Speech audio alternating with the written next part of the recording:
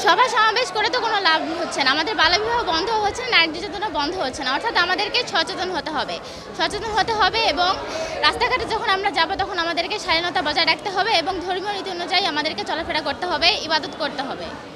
জয়পুরহাট সদর উপজেলা কর্তৃক আয়োজিত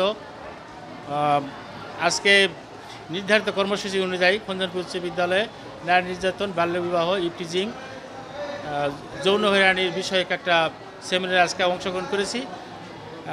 স্বতঃস্ফূর্তভাবে সকল শিক্ষার্থী অংশগ্রহণ করেছেন, ছাত্র শিক্ষক কথা বলেছেন। আজকে এই অনুষ্ঠানে আমরা ছাত্রীদের বাল্যবিবাহ বন্ধের, বাল্যবিবাহের ক্ষতিকারক প্রভাব সম্বন্ধে আলোচনা করেছি। নারী নির্যাতন, ইভটিজিং, যৌন হয়রানির বিরুদ্ধে আমরা সকলে কথা বলেছি।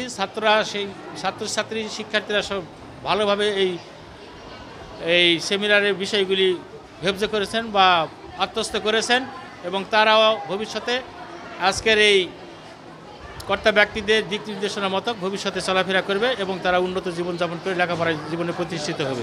বাল্যবিবাহ এবং বিভিন্ন এরকম অপরাধ সম্পর্কে যে সভা সমাবেশ হচ্ছে, এগুলো কি প্রভাব পড়ছে?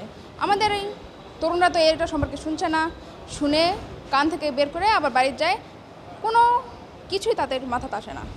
মানে এই সকল বাল্যবিবাহ নিয়ে সমাবেশ, সমালোচনা, এরকম অনুষ্ঠান হচ্ছে, কিন্তু এগুলো তো কোনো প্রভাব এবং কাজে আসছে না। আমাদের অনেক কয়েকজন বান্ধবী এভাবে বিয়ে হয়ে যাচ্ছে তাদের, কিন্তু তারা কিছুই করতে পারছে না। এবং এই অপরাধ সম্পর্কে কেউ কোনো কিছু পুলিশেও ফোন দেয় না, কাউকে জানায়ও না, তার এটা হতে দিচ্ছে। আমাদের এর সম্পর্কে আরও সচেতন হওয়া উচিত। আমাদের এই সম্পর্কে রুখে দাঁড়াতে হবে যে আমাদের এটা শুধু আমাদেরই হাতে, আমাদের দেশ আমাদের হাতে এবং আমরা এই দেশের মেরুদণ্ড। যদি আমরা কিছু না করি, আমাদের পরে একটা স্কুলে পড়া মেয়ের কেন এভাবে বিয়ে হয়ে যাবে? আর্থিক সমস্যা হলে তারা আরও উপায় আছে, তাই বলি কি একটা বাচ্চা মেয়েকে বিয়ে করে দিবে?